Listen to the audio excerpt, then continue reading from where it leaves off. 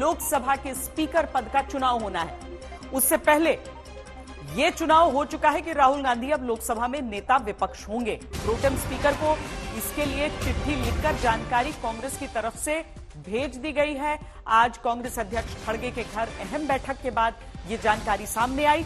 10 साल बाद कांग्रेस को नेता विपक्ष का पद मिल पाया है, क्योंकि 2014 और 19 में कांग्रेस के पास इतने सांसद नहीं थे कि वो नेता विपक्ष का पद पाते, क्योंकि नियम है कि कम से कम कुल संख्या का 10% सांसद आपकी पार्टी के पास होने चाहिए। इस बार 99 सांसद वाली कांग्रेस इस पैमाने पर पहुंची। इसी वजह से 10 साल बाद नेता विपक्ष का पद कांग्रेस ले सकती थी, जहां राहुल गांधी का नाम नेता विपक्ष की तरफ से के तौर पर तय कर दिया गया। To the Pro-Tem Speaker Bhartwari Mahtab, informing the decision of appointment of Rahul Gandhi as the leader of opposition in the Lok Sabha. Other office bearers will be decided later. To the Pro-Tem Speaker. सीधे लिए चलते हैं आपको मौसमी सिंह के पास। मौसमी, राहुल गांधी को पहले ही यह कह दिया गया था कि कांग्रेस पार्टी चाहती है कि वो नेता विपक्ष बने, निर्णय उनको लेना था।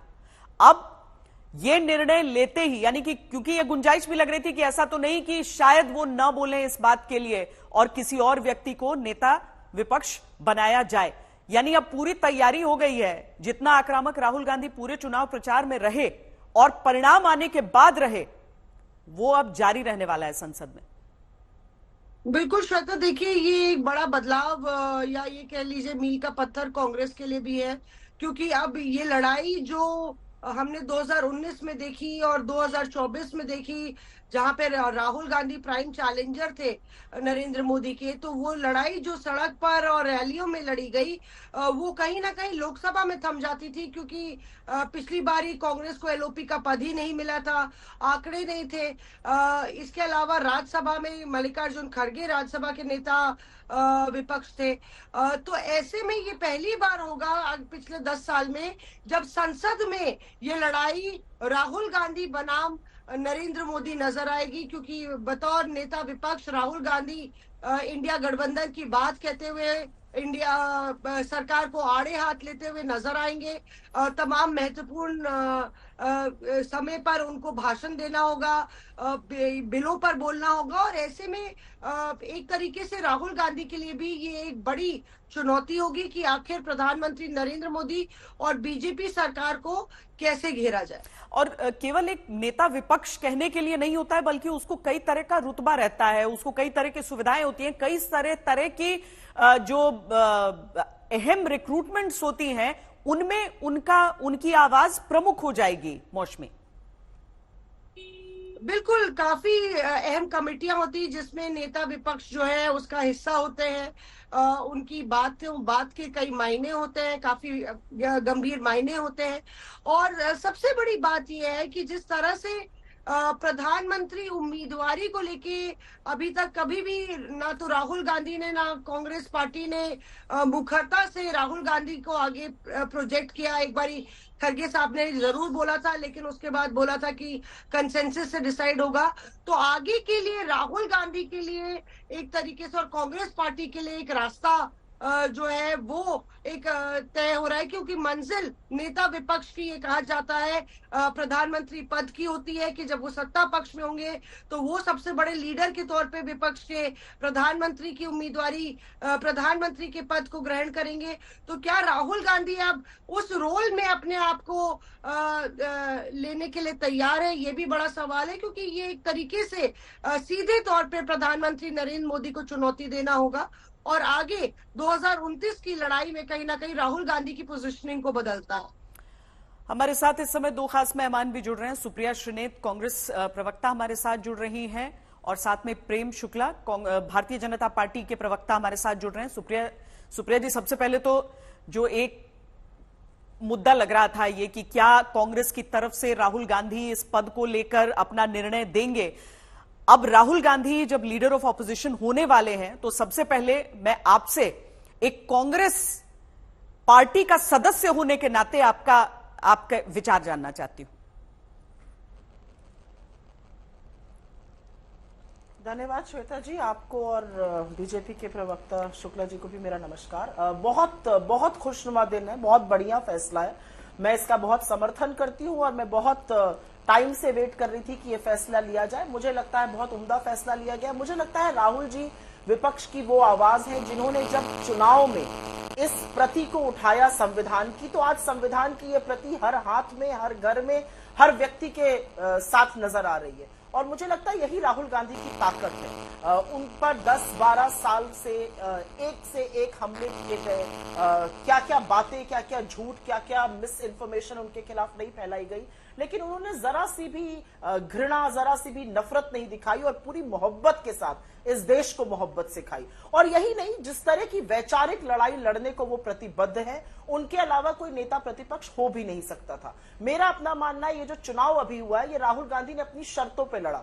बड़ी निर्णायक नैतिक हार हुई है नरेंद्र मोदी जी की, लेकिन आज वो दिन नहीं है बताने का। आज वो दिन नहीं है बताने का कि जिस तरह के शब्दों का प्रयोग नरेंद्र मोदी ने किया, राहुल जी ने अपने पूरे जीवन में ऐसा नहीं किया है, क्योंकि कहीं ना कहीं वो इस देश से मोहब्बत करते हैं और सबसे ज्यादा न्याय के साथ अन्याय के खिलाफ जहां जहां कोई दिखेगा वहां पर सबसे अग्रिम पंक्ति में आपको राहुल जी नजर आएंगे। मेरा अपना मानना, और ये बात मैं कहकर खत्म करती हूं, मेरा अपना मानना है कि आज जो उनका कद है, आज जो उनकी एक मॉरल विक्ट्री है, जो उनका एक जो उन्होंने एक जो नैरेटिव बनाया, उसने इंडिया अलायंस को साथ लाया। बड़े बड़े कद्दावर नेता इंडिया अलायंस के चुनकर आए हैं और उन सबको समकक्ष मानकर, उन सबको साथ लेकर चलने का अगर हौसला और हिम्मत किसी में है तो वो राहुल गांधी में। मैं बहुत खुश हूं इस निर्णय से, क्योंकि ये निर्णय कहीं ना कहीं उस व्यक्ति की जीत है जिसने सब कुछ झेला, प्यार से झेला, मोहब्बत से झेला और आंख में आंख डालकर मजबूती से लड़ाई लड़ी और वो लड़ाई आपको हराई। ये राहुल गांधी है। मैं राहुल गांधी को अपना नेता बड़े फख्र से इसलिए कहती हूं। प्रेम शुक्ला जी, बहुत लंबे समय तक भारतीय जनता पार्टी ये कहती रही कि राहुल गांधी के होने से आप लोग को एडवांटेज है। जी, आज राहुल गांधी ने जो लंबी लड़ाई लड़ी चुनावों के दौरान भारतीय जनता पार्टी के खिलाफ, संविधान की वो प्रति दिखाते हुए, जो आज एक बार फिर वो ओथ के लिए भी अपने लेकर आए, जैसे अखिलेश यादव भी लेकर आए और सुप्रिया श्रीनेत भी अपने सामने जो रखी हुई हैं, आपको लग रहा है कि लीडर ऑफ ऑपोजिशन का ये जो पद, इस पर आने का फैसला जब राहुल गांधी करते हैं तो आपके लिए चुनौतीपूर्ण स्थिति संसद में हो सकती है, या अभी भी वो एडवांटेज वाली स्थिति मान रहे हैं? श्वेता जी नमस्कार आपको, और आदरणीय सुप्रिया जी को भी प्रणाम।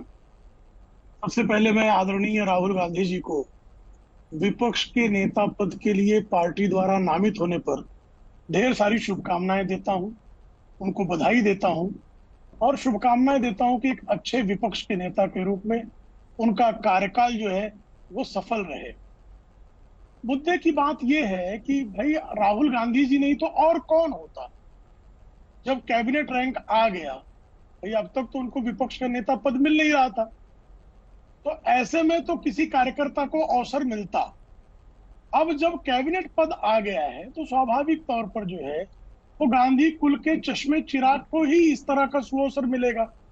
तो हम उनका अभिनंदन इस बात पर करते हैं कि अब आदरणीय प्रियंका वाड्रा होती तो कुछ प्रतियोगिता होती भी। आदरणीय सोनिया गांधी जी अगर लोकसभा की जो है सदस्य होती तो संभवतः कोई चुनौती होती भी। अब परिवार में भाई जो चांदी का चम्मच लेकर जन्मा है, वंशवाद के चश्मे चिराग को ही ये जाना है। ये कोई भारतीय जनता पार्टी थोड़ी है कि चाय बेचने वाले का बेटा जो है वो प्रधानमंत्री पद का प्रत्याशी हो जाएगा, सामान्य गरीब राष्ट्रीय अध्यक्ष हो जाएगा, सामान्य व्यक्ति रक्षा मंत्री हो जाएगा, सामान्य व्यक्ति जो है वार्ड में जो है पोस्टर लगाने वाला गृह मंत्री हो जाएगा। तो एक वंशवादी वंशतंत्र के चश्मे चिराग को जो है मैं ढेर सारी शुभकामनाएं देता हूं और 3 चुनाव लड़कर जो बड़ी मुश्किल से 99 तक पहुंचे हैं उनकी सफलता के लिए बधाइयां भी देता हूं। श्रीमती सोनिया गांधी जब से कांग्रेस का नेतृत्व ली है तब से श्रीमान राहुल गांधी के नेतृत्व तक कांग्रेस को कुल मिलाकर सीटों की संख्या 660 है और उन्होंने चुनौती किसको दी है? श्रीमान आदरणीय नरेंद्र मोदी जी को, जिनका 3 चुनाव में मिलने वाली सीटों की संख्या 825 है। यानी अगले चुनाव में भी अगर राहुल गांधी के नेतृत्व में अगर इसी गति से अगर विस्तार हो, माने 44 से 52 से 99 तो 150 के आसपास सीटें होनी चाहिए अगर इसी गति से विकास। ठीक है सुप्रिया श्रीनेत जी, तब भी जो है मोदी जी को जो 3 चुनाव में जनता ने जनादेश दिया उससे तब भी संख्या घटी रहेगी। फिर भी क्या केवल इसलिए कि अब कैबिनेट रैंक मिल जाएगा एज लीडर ऑफ ऑपोजिशन, तो कांग्रेस पार्टी ने सोचा, जो आरोप लगा रहे हैं प्रेम शुक्ला, तो कांग्रेस पार्टी ने सोचा कि राहुल गांधी के अलावा और कौन हो सकता है? मुझे इस बात पर हंसी भी आ रही है और दयनीय भी स्थिति लग रही है इन लोगों की। असलियत यह है कि जिसको आप चांदी के चम्मच का, जिसको आप वंशवाद, जिसको आप शहजादा कहते थे, उसने शह और मात दोनों दे दी। उस व्यक्ति ने अकेले 4,500 किलोमीटर कन्याकुमारी से कश्मीर इस देश को जोड़ने के लिए चले। उसने मणिपुर से मुंबई की यात्रा करी, और हां, वही मणिपुर जहां पर प्रधानमंत्री 1 साल बाद नहीं जा पाए हैं। उसने अजनबियों को गले लगाया, उसने किसानों को ढांढस बंधाया। वो सबसे पहले युवाओं के पास पहुंचता है, छात्रों के पास पहुंचता है। वो उम्मीद है, वो एक आशा की किरण है, और लोगों को यकीन हो चला है कि उसके रहते हुए उनके साथ गलत नहीं होगा। जब उसने संविधान की प्रति अपने हाथ में उठाई तो लोगों को यकीन हो गया कि संविधान को तबाह करने वाले अब हार जाएंगे, और आपकी निर्णायक नैतिक हार हुई। आप ना माने वो अलग बात है। असलियत यह है कि जिस राहुल गांधी को आपने क्या क्या नहीं कहा, जिसके बारे में आपने झूठ फैलाया, उसने एक बार भी आपकी तरफ ना नफरत से ना आक्रोश से आपके बारे में बोला। उसने इस देश को मोहब्बत सिखाई, उसने इस देश में लोगों को एकजुट रहने की कला सिखाई, उसने इस देश को प्रेरित किया कि हम सब एक साथ मिलकर नफरत का खात्मा करें, और आपकी जो हार हुई है वो उस नफरत की हार है। मेरा अपना मानना है कि राहुल गांधी जी किसी पद के मोहताज नहीं है। अगर आप मुझसे पूछिए तो Rahul Gandhi ji is the ideological fountain head of the fight with that we are fighting. वो जो सैद्धांतिक लड़ाई विचारों की हम लड़ रहे हैं, उसके स्रोत है वो। उनको किसी पद की जरूरत नहीं है, और जिस परिवार से वो आते हैं, जिन पदों को उन्होंने देखा है, वो पद की और लालसा की और लोलुपता की राजनीति तो कभी करते ही नहीं और ना कर सकते हैं। लेकिन एक बात है उनकी खास, वो लड़ाई बिना डरे, निडर होकर, निर्भीक होकर, आपकी आंख में आंख डालकर लड़ते हैं। उनकी एक प्रेस कॉन्फ्रेंस से आपकी सरकार हिल जाती है, उनकी एक ट्वीट से आपके सारे मंत्री ट्रोल बन जाते हैं। आप आंखें चुराते हैं जब राहुल गांधी आपसे सवाल पूछते हैं। असलियत यह है कि राहुल गांधी की नैतिक जीत इस चुनाव में इस देश के युवा की, बेरोजगार की, किसान की, श्रमिक की, महिलाओं की, उन सब की जीत है जिसको न्याय चाहिए था। मैं एक बात कहकर अपनी बात का अंत करती हूं। आपने उस व्यक्ति से उसकी सांसदी छीनी, आपने उस व्यक्ति से उसका बंगला छीना, आपने उसके ऊपर तमाम वो झूठे आरोप आक्षेप लगाए, लेकिन उसने बिना डरे आपकी आंख में आंख डालकर आपकी सत्ता और आपकी तानाशाही की हेकड़ी निकाल दी। जो 56 इंच का बलून था, उसकी हवा डिफ्लेट करके फुस पटाखा जनता ने और राहुल गांधी जी ने मिलकर बनाया। मेरा अपना मानना है, राहुल गांधी जी विपक्ष के तौर पर एक बेहतरीन नेता साबित होंगे, और विपक्ष में लोगों की आवाज जो गूंजनी चाहिए सदन में, वो रखने का काम करेंगे।